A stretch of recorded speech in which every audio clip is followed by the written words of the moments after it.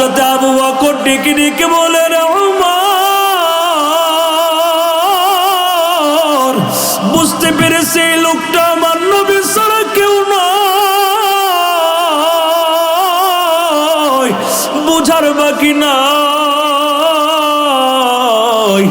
যে লোকটার কান্নার কারণে